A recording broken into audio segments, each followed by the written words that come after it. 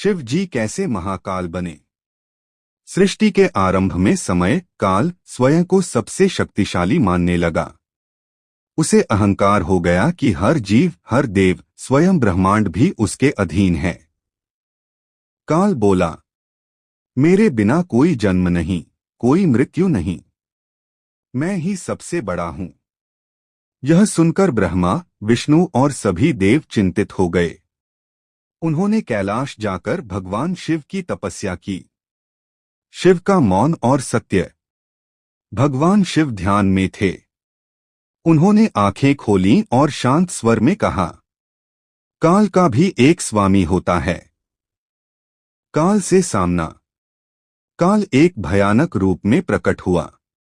उसने कहा, महादेव आप भी मेरे नियमों से बंधे हैं। तभी शिवजी मुस्कुराए। उन्होंने कहा, मैं नियमों में नहीं नियमों के पार हूं। महाकाल का प्राकट्य। शिव जी ने अपना तीसरा नेत्र खोला। समय थम गया। दिशाएं शांत हो गईं। शिव जी का रूप बदलने लगा। भस्म से लिपटा शरीर, जटाओं में अनंत आकाश, त्रिशूल में तीनों काल, भूत भविष्य और वर्तमान। तभी शिव बोले, मैं ही महाकाल हूं, काल का भी काल। काल का विनय।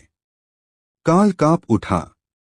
उसने शीश झुकाकर कहा, प्रभु आप ही मेरे स्वामी हैं।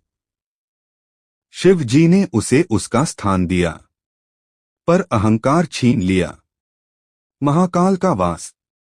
उसी क्षण शिव जी महाकाल के रूप में उज्जैन में स्थापित हुए, जहां वे आज भी समय के रक्षक हैं। संदेश। महाकाल यह सिखाते हैं, जो समय पर घमंड करेगा वह नष्ट होगा, और जो शिव की शरण में आएगा उसके लिए काल भी भयहीन हो जाता है। जय शिव, जय महाकाल। महाकाल और असुरों का महायुद्ध। एक समय की बात है जब पाताल लोक के असुरों ने मिलकर एक भयंकर संघ बनाया। उनका राजा था कालनेमी, जिसे वरदान मिला था कि उसे कोई देवता परास्त नहीं कर सकेगा। असुरों ने यज्ञ भंग किए, साधुओं को डराया और समय के नियम तोड़ने लगे। धरती कांपने लगी, आकाश उदास हो गया। ऋषिमुनियों ने एक स्वर में पुकारा, महाकाल रक्षा करो। महाकाल का प्रचंड प्रकट होना। उज्जैन के श्मशान में डमरू गूंज उठा। भस्म की लपटों के बीच